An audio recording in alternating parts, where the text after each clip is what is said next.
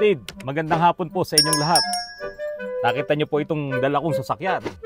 Ito po ay Toyota Crown na Royal Saloon. Mga kapatid, alam niyo po nung araw, nung 70s to 80s, talaga pong sumibol yung maraming mga sasakyan. At maraming mga modelo ng sasakyan noon ang halos naglalaban-laban. Lalo na po itong Toyota saka yung Mitsubishi. Pag naglabas si Toyota ng kanilang Corolla, maglalabas din naman si Mitsubishi ng kanyang panlaban dito. Halimbawa, yung Corolla SR ni Toyota, tinapatan yan ni Lancer L-Type naman ni Mitsubishi. Nung naglabas naman si Corolla DX ng kanilang parang medyo box type na yon, naglabas din po si Mitsubishi ng kanyang Lancer box type naman. Naglabas ng Starlet si Toyota, naglabas din po si Mitsubishi ng kanilang Mirage Colt ng mga sasakyan. Lumabas din yung mga sasakyan ni Ford, Ford Escort, Ford Cortina, Ford Lacers, at Ford Fiera. Pantapat naman nila doon sa Toyota Tamaraw. Hindi pa po yung FX yun, yung unang Tamaraw na ikinomersyal pa po yan ng Toyota team. Kasama doon sila Jaworski. Ngayon, sumikat po ang maraming mga sasakyan noon. Kaya nung sikat na yung mga sasakyan na yan nung araw, paglabas nung mga macho guwapito, yung mga anak mayaman nung araw, may kanya-kanya silang mga sasakyan na ipinapakita. Noon, kapag may kotse ka, talagang masasabing mayaman ka. Kapag may kotse ka, nakakaangat kayo sa buhay. Kaya yung mga kapitbahay nyo sa probinsya, kapag umuwi ka at maganda ang kotse mo, naku, hindi sila magkamayaw. Meron pa nga noong araw kapag ka may TV ka pagdating ng laban ni Muhammad Ali, saka yung mga nakakalaban niya, sila George Foreman, Fraser, lahat ng mga kapitbahay mo doon nanonood sa'yo. Kasi nung araw, hindi pa po talaga ganun kaluwag ang buhay. Pero pag may kotse ka, talaga pong masasabing mayaman ka. Pero yung mga kotse nung araw, may kanya-kanya po yung kategorya. Kapag ganito ang kotse mo nung araw, hindi ka po mayaman. Milyonaryo ka. O kaya, ikaw po ay nagtatrabaho sa gobyerno. Kasi po yung cabinet member ka. Nung araw po kasi, yung mga cabinet member po, hindi pa nga po cabinet kasi nagbago yung ating form of government noon So nung naging parliament mo, yung ating gobyerno, ang nangyari po, mga ministers po ang tawag sa kanila.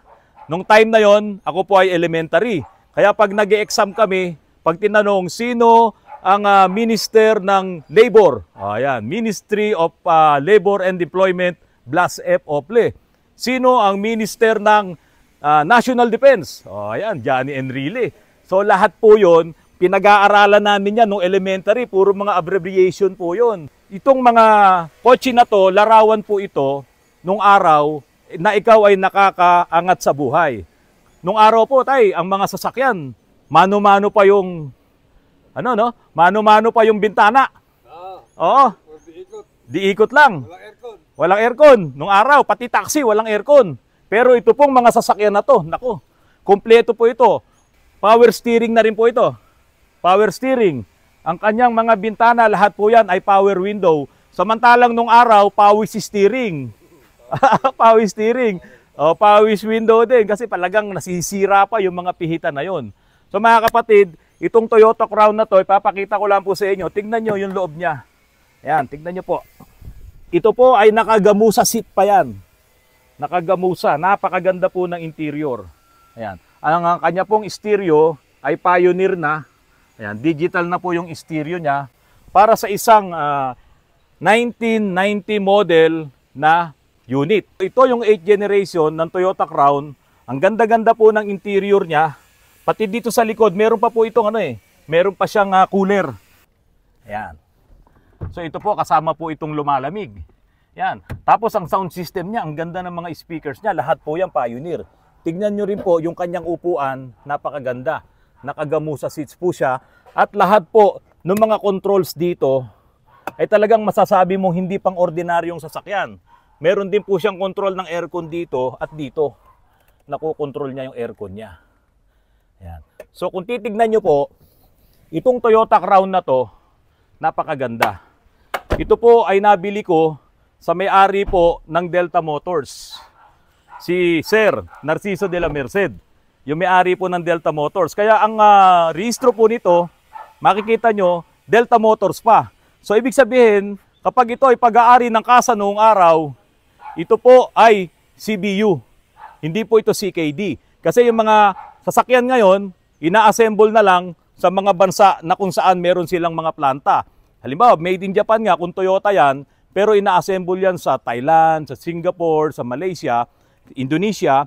Kasi nga po ang tawag doon ay complete knockdown unit. Ito po ay CBU. No, ito po ay completely built up. Dinala talaga dito sa Pilipinas galing sa Japan. Ngayon mga kapatid, ang tanong natin, bakit wala ng Toyota Crown ngayon dito sa Pilipinas? Pero meron pa rin naman pong makikita dyan sa Japan na Toyota Crown. Naku, napakaganda. At ito nga po ay hybrid pa. Pero bakit hindi na nagdala ng Toyota Crown dito sa Pilipinas? Ano po ba ang naging problema? Mga kapatid, may nakausap po ako na insider sa Toyota. Ang sabi po niya sa akin, pero hindi ako naniwala. Ang sabi po niya sa akin, ang pumalit daw po sa Toyota Crown dito sa Pilipinas ay ito daw pong Camry. Eh hindi po, kasi yung Camry talagang inilabas yan na Camry siya. Maaari siguro, baka yung Camry ay sinundan niya itong Toyota Corona. Kasi may Corona nga kami dyan na luma, yun, no? In-overhaul namin yung engine. So pwedeng Corona dahil 2.0 din yun, tapos naging Camry. Hindi ko alam. Yung mga magagaling dyan sa Toyota, turuan nyo nga po ako. Pero hindi po siya yung Crown ay naging Camry. Meron po tayong source na yun daw pong Lexus ang talagang magiging successor ni Toyota Crown dito po sa Pilipinas. Pero sa totoo lang, hindi mo masasabing successor. Kaya po pala hindi na sila nagpaparating ng Toyota Crown dito sa Pilipinas. Unang-una ay magpapang-away sila sa presyuhan ni Lexus. Kasi po si Lexus at si Toyota Crown na bago ngayon, ang kanyang makina ay iisa. Parehas po sila ng makina at halos 1 milyon lang daw po ang taas ng presyo ni Lexus, yung katapat niyang modelo ngayon nung Toyota Crown na 16th generation. So si Lexus na ES350 po, parehas na parehas ang kanilang makina ni Toyota Crown. So kung ngayon ibabase mo, kung ipapadala mo raw dito si Toyota Crown, kasama yung mga taxes, baka halos parehas na lang sila ng presyo ni Lexus. Kasi po itong si Toyota Crown, kahit nung araw, ito po ay luxury vehicle, luxury sedan po ito sa Japan. Kaya ang problema ni Toyota Motor Philippines, baka humina yung benta nila ng Lexus. Kaya hindi sila makapagpadala ngayon ng mga Toyota Crown dito. Kung makikita nyo po kasi yung Toyota Crown ngayon, at itatapat nyo rito, naku, napakalayo na po ng itsura. Ibang-iba na po yung mga bagong Toyota Crown ngayon. Ngayon mga kapatid, itong nakikita nyong modelo na to, pag tignan nyo po sa internet, dahil ako po hindi pa naman nakakarating ng Japan, ito po yung kanilang mga taxi doon sa Japan. Ito mismo. At yung mga sumunod pang mga modelo rito. Yun nga lang, yun po ay mga EFI na. Yun po ay mga electronic na. Ito po kasing Toyota Crown na to, ipapakita ko po sa inyo. Ito po ay karburador pa po ito doon sa hood. Ayan. Papakita ko po sa inyo, ito po ay karburador pa. Kaya medyo malakas po ito sa gas. Ito po ay naka 6 cylinder. So ito mga kapatid, ito po ay carburetor type pa itong aking makina. So 5M siya. Medyo marumi lang kasi hindi ko nga halos ito na sikaso. Ngayon ito, ang dating karburador nito, naku, napakalakas po sa gasolina. So pinalitan ko po ito ng ibang karburador. Yung mga pang 1.8 lang na makina ng Toyota.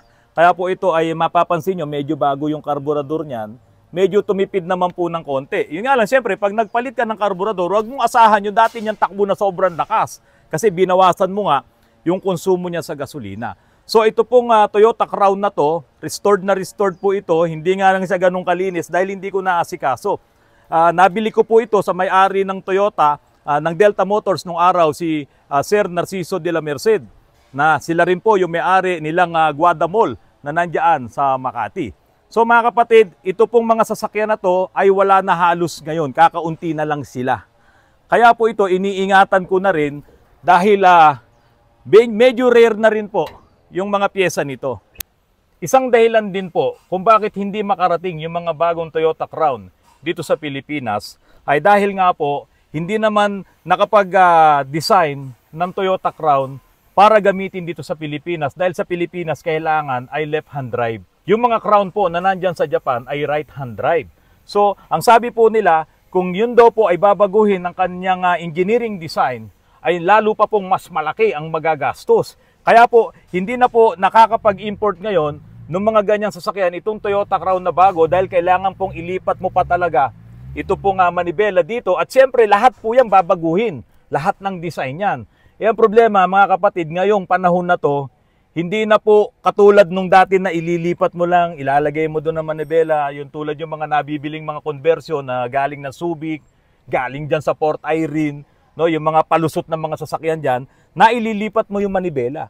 Ngayon, hindi na po pwede yun. Sa mga design ng mga sasakyan ngayon, na antindi na po talaga ng technology, tako mga kapatid, hindi mo na magagawang basta-basta mo na lang ililipat. Or kung mailipat mo man, maraming magiging problema itong mga bagong sasakyan. At ako sa tingin ko, hindi talaga kakayanin. Kung yung mga modelong sasakyan ngayon ay i-convert mo, hindi katulad nung araw. Mga kapatid, meron akong i-interviewin. Yung sinasabi ko nga po sa inyo, na dati ay yung mga anak mayaman nung araw na may mga kanya-kanyang mga sasakyan, ngayon ay lolo na. Ang kagandahan dito, itong si lolo ay naka-Fortuner, bagong-bago, ayun oh. Ayan. So yung Fortuner niya po, ilan pa lang ang tinakbo. Nako, sunog na po yung kanyang ATF. Kaya po talagang pumasyal dito sa amin at kitang-kita naman po niya kung gaano kadumi yung ATF, yung WS na natanggal namin doon sa kanyang Fortuner. Interviewin ko lang po ng kaunti nung kanyang kabataan habang sumisikat itong mga ganitong mga sasakyan. Katabi ko ngayon si kuya na lang wag na tatay kasi medyo maputi lang buhok niya pero parang hindi naman 70 years old. Ilan taon na po kayo? 77. O 77 na po pala. Si Kuya Pete Perez. Si Kuya Pete Perez po nandito. Dati rin po siyang salesman ng mga spare parts ng mga pyesa ng sasakyan nung araw. Ngayon, hihingan lang natin siya ng konting nakaraan, no? Yung kanyang mga alaala, yung memories niya nung siya ay sobrang hilig sa sasakyan nung kanyang ano po ba ang unang sasakyan niyo po? Yun nga yung Corona. Corona. Toyota Corona. Yun po ay 1.6 no, na ang makina nun ay 12R yata. 2.0 pa ata yun. Ganun po ba? Merong isang Corona na medyo box type ng konti. Kwadrado likod. Corona po yun. Lumabas din po yung sumunod doon, yung EX na, yung EX Saloon na Toyota yung Corona. Yung Exure. Traffic na ba nung araw na yun? Maluwag ang traffic. Maluwag, tsaka walang aircon yun. Walang aircon. Pero walang problema. Oo. Presko. Presko pa rin kahit paano. Presko. Magkano ang litro ng gasolina noon? Natatandaan nyo ba? Nasa 27 lang yata, parang gano'n. Medyo kailan lang yun. Parang kailan lang. Ang Volkswagen nun kasi naano rin ako, medyo nag-ahente-ahente na ako sa Volkswagen Volkswagen. Ang Volkswagen nun, yung Beetle, 40 mil lang Ang presyo? Oo, 40 nung time na yun? Bago. Oo. Bago. Totoo po ba na yung Sakbayan, yan daw po ba isa Volkswagen din? Oo, yung ginawang service ng mga PLDT? Yan, yung Sakbayan. Sakbayan, wala ding aircon yan. Ang makina niya, nasa likod din. Oo, nasa likod, makina. Oo, Sakbayan. Sakbayan. Ang Sakbayan po, people's car yan nung araw. Oo, kasi yung Volkswagen kasi sa Germany, pag in-English mo, people's car. People's car, oo. Pag tinagalog mo, sasakyang bayan. Sasakyang bayan. Kaya Sakbayan. So, yan po ay Volkswagen. Ngayon, lahat naman yan ay may mga counterpart yan na ginagawa yung ibang mga car automotive dealers, yung mga manufacturer. Bago na yan. Yung Starlet, pag pumunta ka dyan sa Parting Roas Boulevard, meron dyan yung mga nagda-dirt trial, no? Nagda-dirt trial, talagang yung pinapaikot nila yung yung mga Starlet na yan. So ang kalaban naman ni Starlet sa Ford ay si Laser. Si Laser. Ford Laser. Ford Laser. Sa Mitsubishi naman, ang kalaban ni Starlet ay yung Colt Mirage. Yun yung kauna-unahang front wheel nila na Mirage. So yung mga bago ngayon na Mirage, meron pong nauna dyan, yung Colt. Mitsubishi Colt Mirage na front wheel drive na po yun. Naku, lakas ng ano nun. Muna yun, Colt Galant muna. Yung Colt, meron din silang Colt Galant. Colt Galant. So yung mga... Yun ang kasabay ng Volkswagen. Ng Volkswagen, So yung Galant po pala, medyo malaki na yun 2.0 na rin yun 4G63 yata ang makina nun. Ang katapat ni Galant sa Toyota, yung Corona na. Yung Corona na. Yun ang katapat niya. Tapos sa Ford naman ay si Cortina. Cortina. Merong isang sasakyan, mga kapatid, na talagang sumikat na hanggang sa nagdatingan na yung mga bagong taxi, itong body nito, ginawa pang fiber to. Fiber yung body niya. At talagang ito binabiyahe kasi napakatipid nito sa diesel.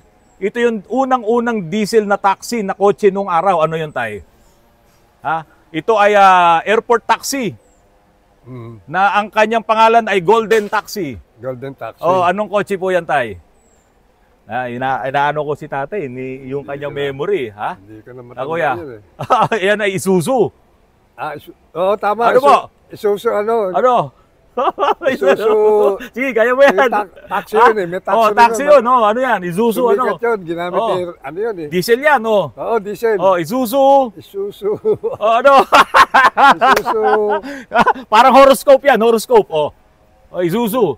O kung may Aquarius, may Capricorn, no, ano pa, tay? Sige, kaya mo yan. Isuzu. Minamadali ko eh. Oh, may Capricorn, may Aquarius, may Sagittarius, ano pa? Isuzu. Ano pa? Isuzu. Ano? Sumikat yun. Oh, sirit na. Ah. Sirit na. Gemini. Yo! Yo! Gemini! Gemini! Sumikat yun. Sumikat yun. Ang daming unit na lumabas na. Diba? Isuzu Gemini. Bulok na yung kaha, ginawa pa nilang fiber. Oo. Ay, kung nandito lang yan si Chip, oh, kita nyo naman, oh, 72 years old, oh, nagsisingle pa, oh. Oh. Yun ang kauna-unahan diesel dito na ano na sedan. Na sumikat na sedan na ano na diesel. Pero Kasi ginawang taxi yun. wala pang ano eh, wala pang sedan na diesel eh. Siya pa lang eh. Siya pa lang. Ano yung sumunod na diesel na sedan? Oh, pagdating nitong 2000 may lumabas. At yan nga po ay Hyundai. Yung accent na. Accent na. Accent na. Oh, napakabibilis niyan. So mga kapatid, konting background lang yun.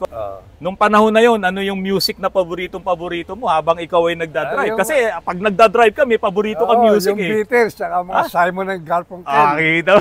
Yung mga, Ang ABBA. Diyos. Oh, ABBA, oh, Fernando. maganda sa driving yung ABBA. Di ba? Baka nakikinig pa kayo ng mga puro instrumental, yung orchestra. Ventures. Oh, James Last, baka nanonood. Ventures. Di ba yung Ventures? Oh, mga kapatid, napakasarap. Kung kayo, nakakasama nyo pa. Ako kasi wala na yung tatay ko. So napakasarap na kasama nyo yung mga katulad nila ng mga seniors na ngayon ay napaka-active pa sa pagmamaneho. Mabuti na nga lang talaga dito sa Pilipinas, hindi tayo mahigpit. Sa ibang bansa kasi, dyan sa UK, talagang hihinga na nila ng mga medical certificate. Pagdating mo ng 70 o 60 pa lang yata, pag senior, hihingan ka na ng medical certificate bago ka magmaneho. Hindi ka mukha rito. Hindi ka mukha rito hanggat kaya mo. 'Di ba? Doon po medyo maghihigpit na sila. Kapag hindi ka pasado sa pagmamaneho, ayan, pag wala kang approval ng doktor mo, hindi ka ngayon makakapagmaneho. Oh, tay, ano pang alaala mo? Meron pa tayong isang nalimutang isali, yung Ano? Opel Record. Oh, Opel. Isa pa yun. Maganda rin 'yon, yung korte ng ano nun. German. Tapos may sport car sila, yung Opel Manta. Opel Manta. Oh, ayan. Yan, inaabot ko pa po yan, yung mga sasakyan na yan. Kaya lang, halos lahat yan ay wala na. Halos lahat yan ay malalakas sa gasolina. Bakit? Kahit sabihin mong 1300 lang ang makina niyan. Kasi mabibigat ang kaha. So, ganun lang po kasimple yun. Tapos, kailangan mong tune up yan palagi. Dahil yan, yung iba nga, platino pa. Platino. Oh, yung puro platino, platino pa 'yon. Ano yung platino? Yung may contact point. No, wala pa yung mga igniter nung araw. Ito igniter na 'to. So electronic na 'to. Pero yung mga nung araw na binabanggit namin, yung mga Volkswagen na 'yan, mga platino pa po 'yan, yung mga luman-luma pa po talaga. Eh, kuya, sino naalala nyo naman na ex nyo? Wala eh. biglang nagbago. Sabi, isa lang eh. Biglang nawala. Talaga? Sigurado kayo? Kasi ito katapat ng bahay namin. Nagkatapat kami. Kapit-bahay nyo lang. Childhood sweetheart na Talaga? to eh. Tapat na tapat eh. Talaga? Bata pa lang, kikita nyo na. Tapos kayo pa rin nagkatuluyan. Elementary pa lang eh. Oo, wala talagang pumasok na iba. Wala pumasok na iba. Yan ang lesson. No? Talagang si tatay ay stick to. Hindi ba? Ano yun? Hindi ba stick to once? Mga kapatay, batiin mo na yung sinasabi mo ano. Kinasal kami 1974 eh. So the only one talaga yan. Ilan po naging anak nyo? Dalawa lang. Parehong lalaki. Mga successful na. Ayos naman, okay na sila. So 2 lalaki, ako 4 na lalaki. So yan mga kapatid, si Kuya Pete Perez, ayan, nakasama natin ngayon. Sa mga subscribers ko po, nakatulad din po ni Kuya Pete, pag pumunta po kayo rito, sabihin nyo lang kung gusto nyo interviewin ko kayo at gumawa tayo ng vlog. Yan po, gagawa po tayo. Mga kapatid, magandang hapon po sa inyong lahat. Maraming salamat po sa inyo.